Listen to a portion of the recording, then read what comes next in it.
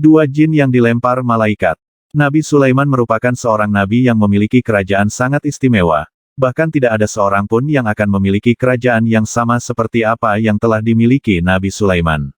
Sebagaimana sang nabi berdoa kepada Allah yang diabadikan dalam Al-Quran, ia berkata, "Ya Tuhanku, ampunilah aku dan anugerahkanlah kepadaku kerajaan yang tidak dimiliki oleh seorang pun sesudahku." Quran Surah Sad ayat 35.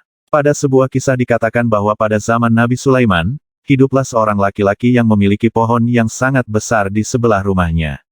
Di atas pohon tersebut terdapat burung merpati yang sedang bertelur. Istri dari laki-laki tersebut kemudian menyuruhnya untuk mengambil telur burung, dan ia melakukan apa yang diperintahkan oleh sang istri. Mengetahui sang telur telah diambil oleh laki-laki itu, sang induk merpati langsung pergi untuk mengadukannya kepada Nabi Sulaiman. Akhirnya Nabi Sulaiman mengundang laki-laki itu untuk pergi ke istana kemudian menyuruhnya untuk bertobat. Setelah dinasehati oleh Nabi Sulaiman, sang laki-laki itu pun berjanji untuk tidak melakukan kesalahan lagi. Setelah beberapa waktu berlalu, sang istri pun kembali untuk menyuruh suaminya untuk mengambil anak burung.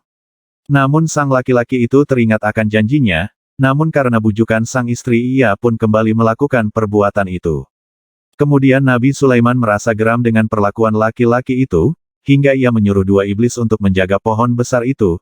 Jika ia memanjat pohon itu lagi dan mengambil anak-anak burung, maka lemparlah ia dari atas pohon itu, ujar Nabi Sulaiman. Ketika telah berlalu beberapa waktu, sang induk merpati pun kembali memiliki anak. Ketika sang pemuda hendak memanjat pohon itu mengambil anak-anak burung, tiba-tiba datanglah seorang pengemis yang mengetuk rumahnya. Sang lelaki itu pun menyuruh sang istri untuk memberikannya sesuatu, namun ia menjawab, "Kita tidak memiliki apa-apa." Laki-laki itu lantas mengambilkan segenggam makanan lalu memberikannya kepada pengemis, lalu ia kembali memanjat pohon dan mengambil anak-anak burung itu. Ketika sang induk burung mengadu kembali kepada Nabi Sulaiman, ia pun marah kepada dua iblis yang diperintahkannya. Sang iblis pun menceritakan bahwa sebelum lelaki itu memanjat pohon, ia memberikan sedekah segenggam makanan kepada seorang pengemis. Ketika kami hendak meraih kakinya, tiba-tiba Allah memerintahkan dua malaikat untuk mencekik dan melemparkan kami berdua hingga ke tempat yang jauh. Dari kisah di atas dapat kita simpulkan bahwa sedekah memiliki banyak sekali manfaat. Selain untuk membantu orang lain, sedekah juga akan memberikan keberkahan kepada orang yang bersedekah. Sebagaimana bunyi salah satu hadits berikut, Abu Hurairah menyatakan bahwa Rasulullah bersabda, "Tidaklah seorang yang bersedekah dengan harta yang baik, Allah tidak menerima, kecuali yang baik, kecuali Allah yang Maha Pengasih akan menerima sedekah itu dengan tangan kanannya. Jika sedekah itu berupa sebuah kurma, maka di tangan Allah yang Maha Pengasih, sedekah itu akan bertambah sampai menjadi lebih besar dari gunung sebagaimana seseorang di antara kalian membesarkan anak kudanya atau anak untanya."